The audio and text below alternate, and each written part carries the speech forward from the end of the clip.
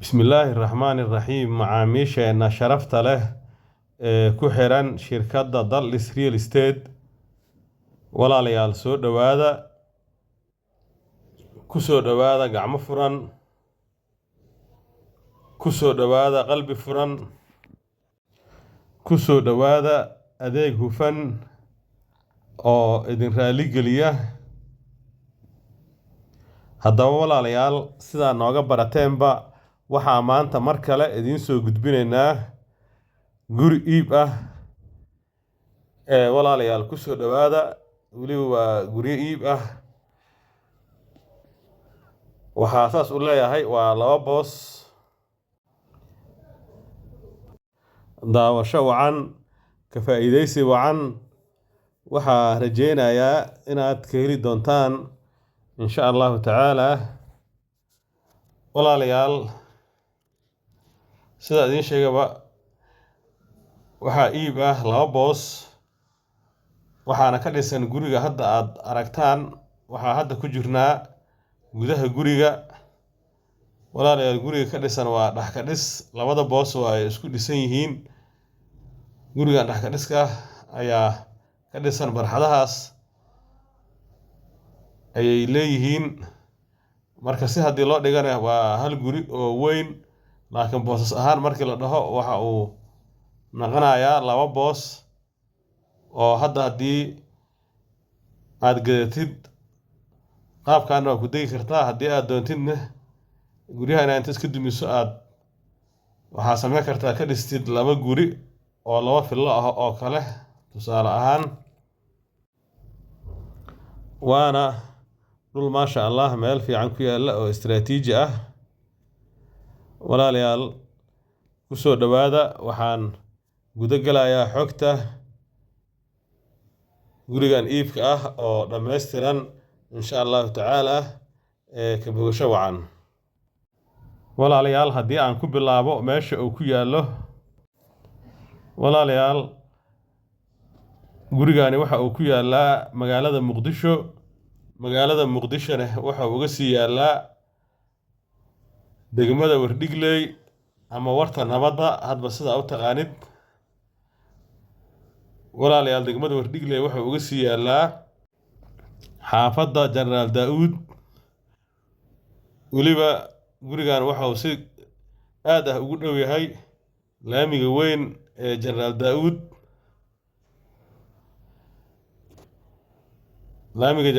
markaad soo dhaaftid isgooska Siinay ood u dhowdahay isgooska baar ayaa waxaa u leexanaysaa markaa Siinay ka timaadid gacantaada bidix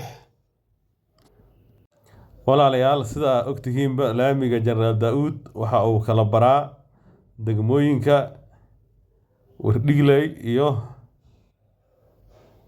Yaaqshiid marka gurigan iibka ah waxa uu xigaa ama uu laamiga ka xigaa dhanka Wardhigley laamigana waxaa ka xiga oo kaliya saddex boos waxa uu laamiga Generaal Daawud ka yahay booska saddexaad marka dhulkaani hor taagan tahay laamiga toos ayuu kugu muuqanayaa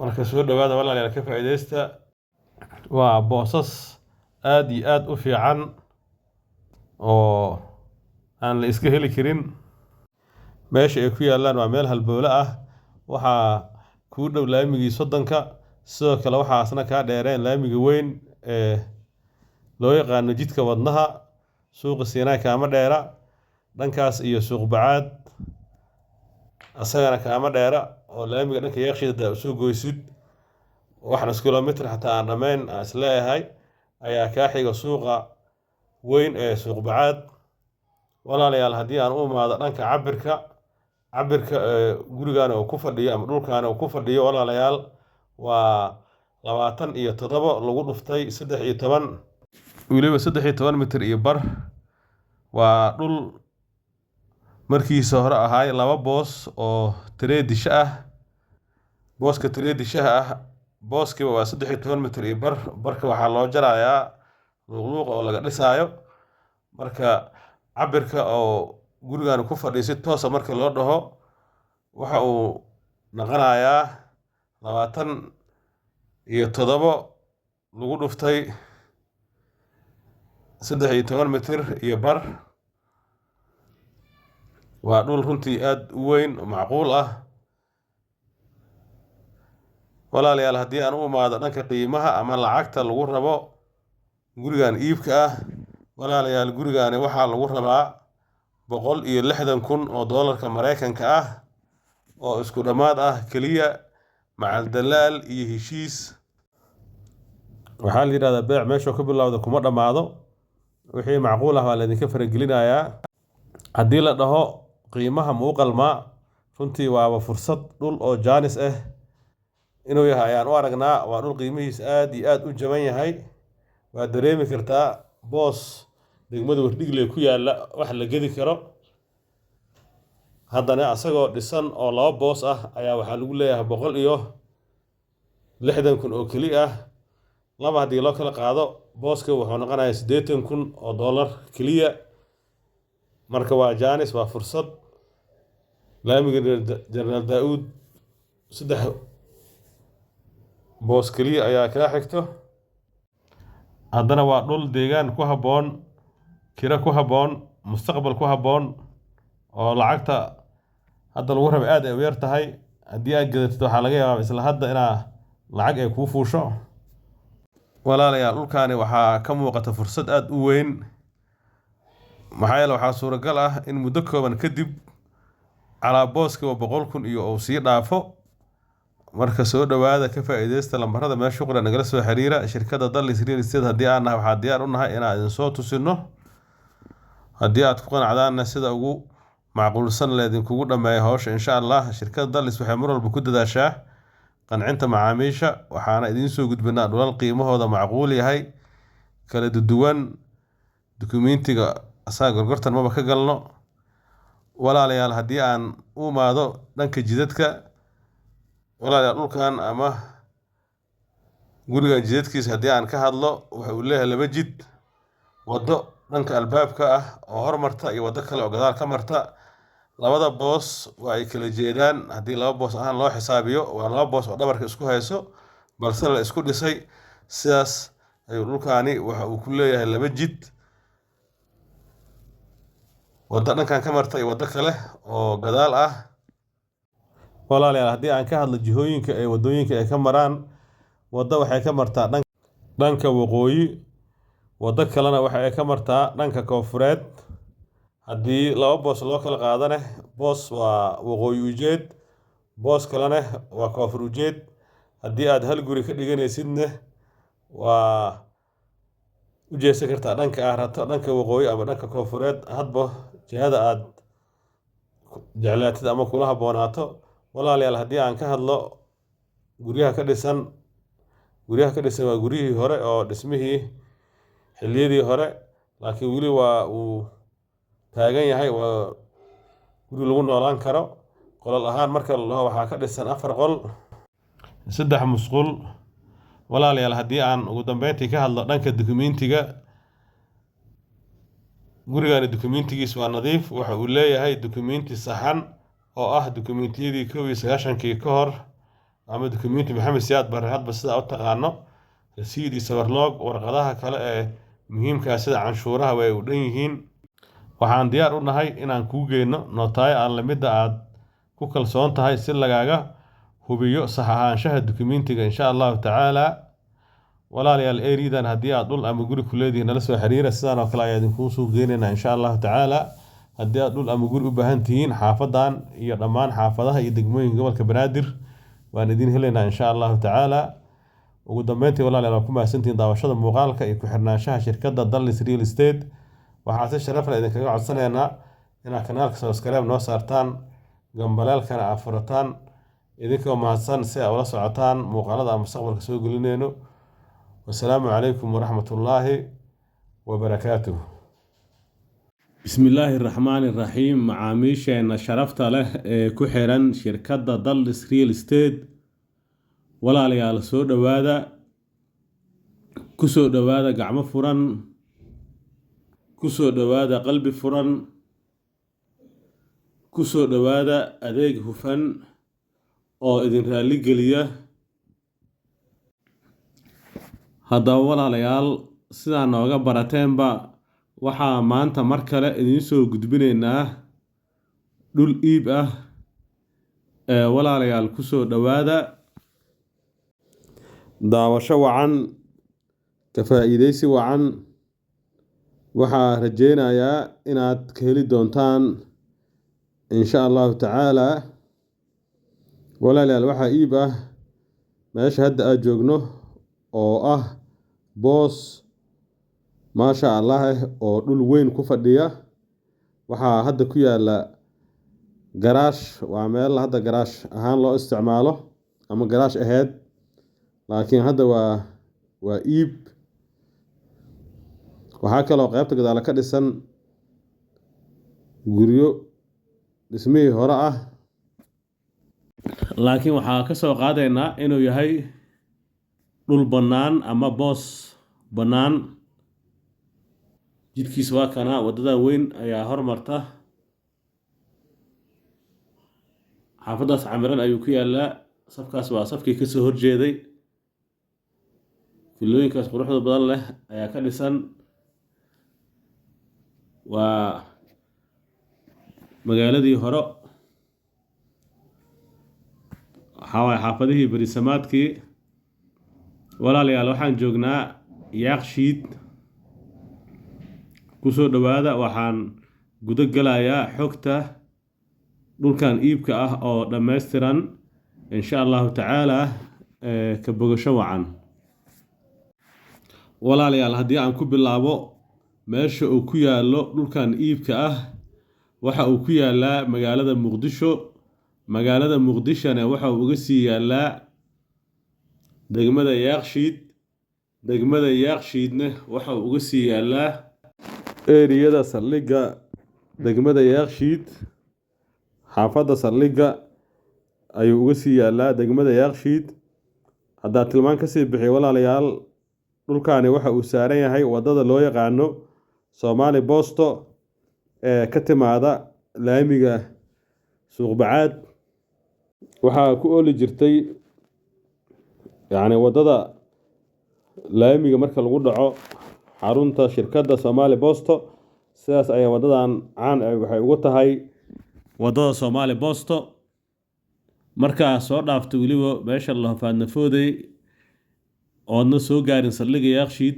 ayuu booskaani ku yaalaa inaad si fiican u fahanteen ayaa rajeynaa sidoo kale waddadan waxay toos u gashaa dhanka Suuqbacaad markaa ka timaadid hotel Lafweyn ayay tagtaa ama Lafweyn laamiga kale ee Balcad ayay ku dhacaysaa waddadan weyn ee hadda aragtaan waa waddo laami u dhiganta oo aad u ballaaran waxay sii maraysaa masaajidka Sheekh Xasan Calasow loo yaqaano ku dhow Lafweyn walaalayaal runtii dhulkaani waa dhul istiraatiiji ah meel aad iyo aad u fiican ku yaala waddooyin waaweyn leh waddada hormarta waa aragtaan sidoo kale jidadka kale ee waddadan la sinan saan oo kale ayay waddooyin waaweyn u yihiin waxayna ka soo bilowdaan laamiga Suuqbacaad iyagoo ku dhaca laamiga kale ee Lafweyn iyo Mara walaalayaal waxaan sidoo kale uuna dhulkaani ka dheereen waddada soddonka ama laamiga soddonka oo ah laami ka mid ah laamiyada waaweyn ee magaalada weliba laami halbowle ah waxa uu dhow yahay oo dhulkan kusii fiican yahay suuqa weyn ee Suuqbacaad asagana kaama dheera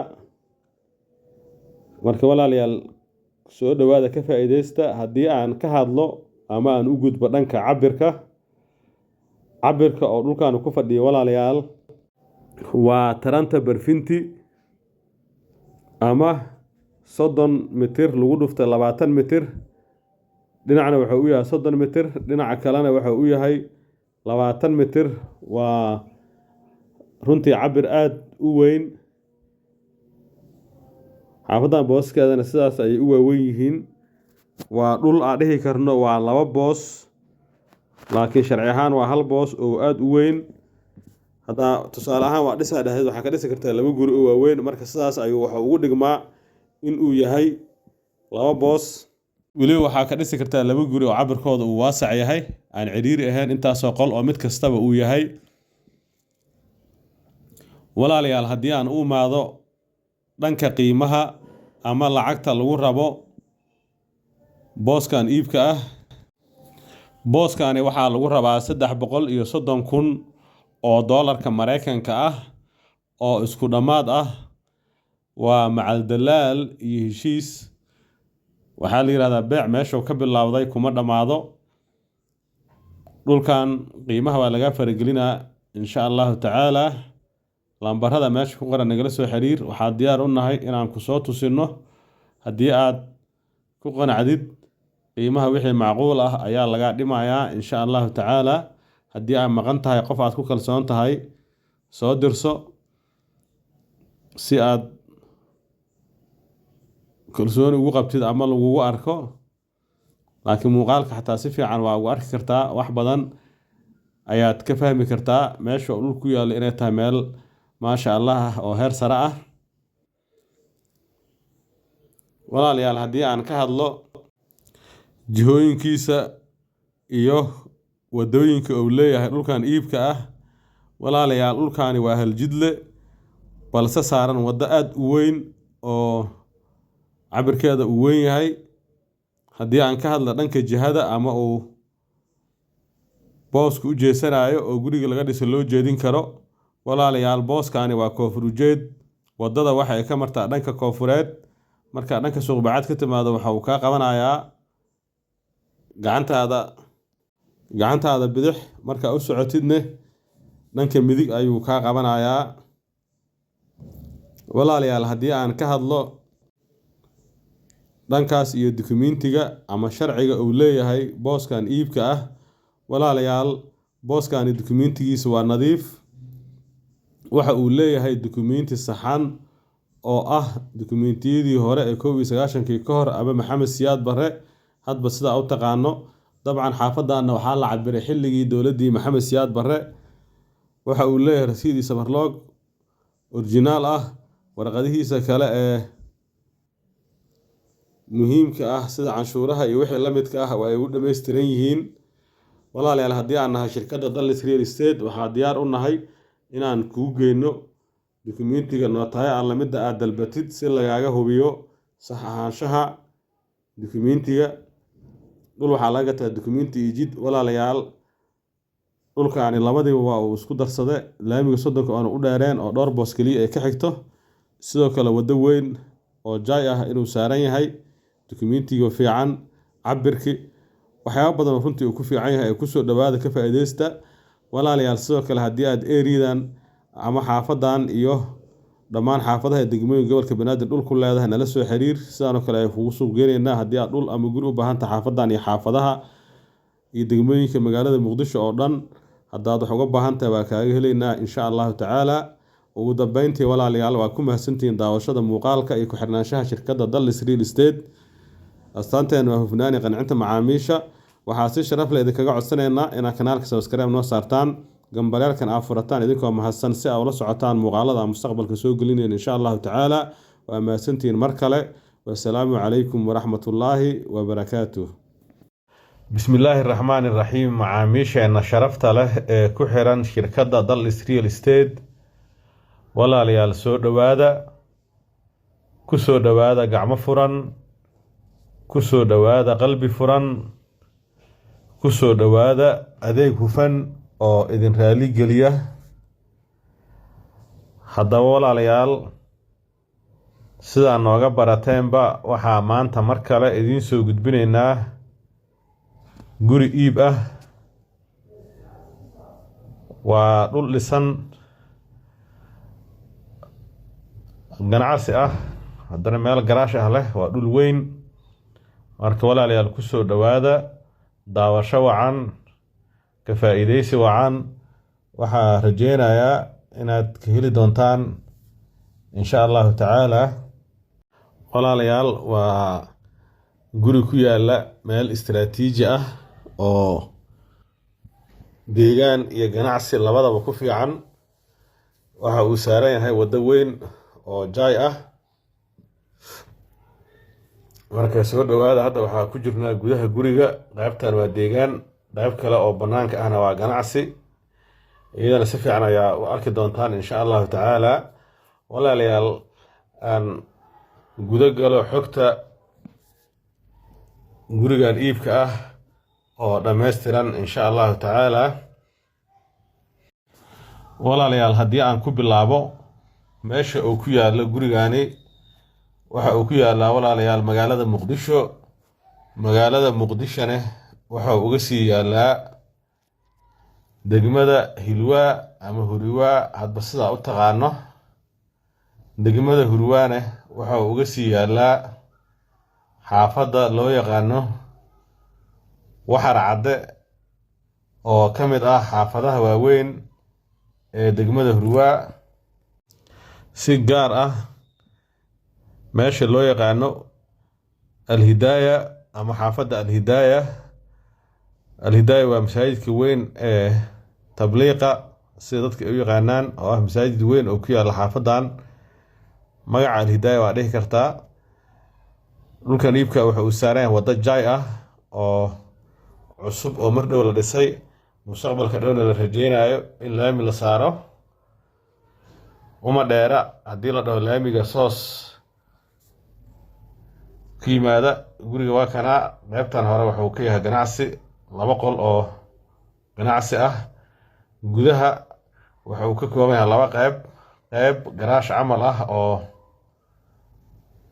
hadda garaash ahaan loogu shaqeeyo. bajaajyadaas aad arkaysaan ayaa kusoo xarooday, weliba hadda waa maalin oo ay maqan yihiin. waa dhul asagana waasac ah. waxa uu sidoo kale leeyahay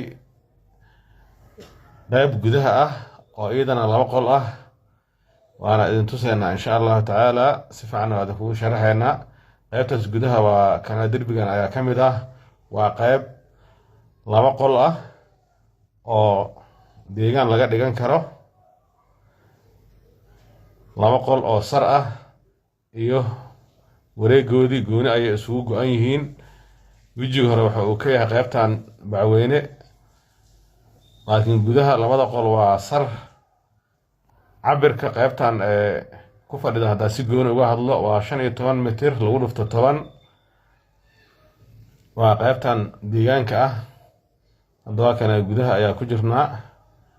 korontadeeda ayay leedahay. waa qayb gooni ah, si gooni ah in loogu dego loogu talagalay. walaalayaal haddii aan ka hadlo cabirka guud ee gurigan ama dhulkan iibka ah, cabirka guud waa 15 lagu dhuftay 30. runtii waa cabir aad u weyn. waxaan dhihi karnaa waa 2 boos oo iib ah. hadda haddii booska la dhaho kale 15 dhulkani waa 2 boos oo booskiba uu yahay 15 lagu dhufto 15. haddii si guud loo qaadane waa boos weyn oo ah 15 mitir lagu dhuftay 30 mitir. albaabka weyn ee hadda arkaysiin ayuu leeyahay. haddii aan ka hadlo guud ahaan qolalka uu ka dhisan yahay ama uu ka kooban yahay, waxaa ka dhisan walaalayaal 4 qol oo 2 qol oo ka mid ah ay tahay ganacsi, iyo qayb yar oo garaash ah oo loogu talagalo garaash ahaan in baabuurta ama bajaajada loogu xareeyo, oo iyadana ganacsi ah. marka walaalayaal haddii aan si guud gurigan u fiirino, waa guri ganacsi aad ugu habboon. haddii aad gadatid ee lacag fara badan kaa soo geli karto. bishii waxaa qiyaastii kaa soo geli karta 300 ilaa 400. marka sidaas ayuu dhulkan iyo guryahan ay muhiim u yihiin. soo dhawaada walaalayaal. haddii aan ka hadlo qiimaha lagu rabo, waxaa lagu rabaa walaalayaal 57,000 oo doolarka Mareykanka ah, oo isku dhammaad ah macal dalaal iyo heshiis. runtii qiimahaas haddii aan fiirino waa qiimo macquul ah, maxaa yeelay waa dhul cabirkiisu uu weyn yahay, 30 mitir dhinac ah. dhul yar maaha, waa dareemi kartaan. meel istiraatiiji ah ku yaallo, haddana 4 qol oo sar ah ay ka dhisan tahay, ganacsi loogu jiro, garaash ah. runtii waa meel cidla ka qaado. marka waxaa filayaa inaad fursadaas ka faa'iidaysan doontaan haddii ilaahay idmo. lambarada meesha ku qoran naga soo waca, waa in soo tusinaynaa. qiimahana waa qiimo ee gorgoro ka furan tahay. wixii macquul ah waa laydinka dhimayaa, waa laga heshiinaya insha allahu tacaala. waxaa layidhi beec meeshuu ka bilowda kuma dhammaado. walaalayaal haddii aan ka hadlo jidadka uu leeyahay gurigan iibka ah, gurigani waa hal jidle. waxaa hormarta hal waddo oo weyn oo jaay ah. haddii aan ka hadlo jihooyinka ama jihada oo ujeedo gurigaani waa galbeed ujeed, marka waxaan leenahay waa guri haljidle ah isla markaasina galbeed ujeed ah. walaalayaal haddii aan ka hadlo dhanka dukumentiga oo ah meesha ugu muhiimsan dhulalka iyo guryaha iyo dhammaan hantida maguurtada ah laga fiiriyo, gurigaani dukumentigiisa waa nadiif. waxa uu leeyahay dukumenti saxan oo ah kii maxamed siyaad barre. dabcan xaafadan waxaa la cabiray xilliga dowladdii maxamed siyaad barre. dukumentigiisa waa uu dhan yahay. waxa uu leeyahay rasiid iyo sabarloog originaal ah kii asalka ahaay ah. sidoo kale warqadaha kale ee muhiimka ah sida canshuuraha oo kale ay u dhan yihiin, wax ka maqan ma laha. si dhulkaani loo wareejiyo dukumentigiisa waa uu dhan yahay. marka soo dhawaada walaalayaal ka faa'iideysta. dhulka waxa ugu horeeya laga fiiriyo waa dukumentiga. dhulka marka wuxuu isku darsaday qiimihii oo macquul ah, dukumentiga oo fiican, iyo inuu goob ganacsi yahay. soo dhawaada haddii aad eriyada walaalayaal dhulku leedihiin nala soo xiriira, sidaan oo kale ayaan kugu suuq geynaynaa iyo dhammaan degmooyinka gobolka Banaadir. haddii aad sidoo kale dhul ama guri u baahan tihiin dhammaan degmooyinka gobolka Banaadir iyo agaaraha magaalada Muqdisho oo idin helaynaa insha Allah. ugu dambeyntii walaalayaal waa ku mahadsantihiin daawashada muuqaalka iyo ku xirnaanshaha shirkadda Dallas Real Estate. waxaan si sharaf leh kaga codsanaynaa inaad kanaalka subscribe noo saartaan, gambalaalkana furataan. idinkoo mahadsan. wassalaamu calaykum waraxmatullaahi wabarakaatu.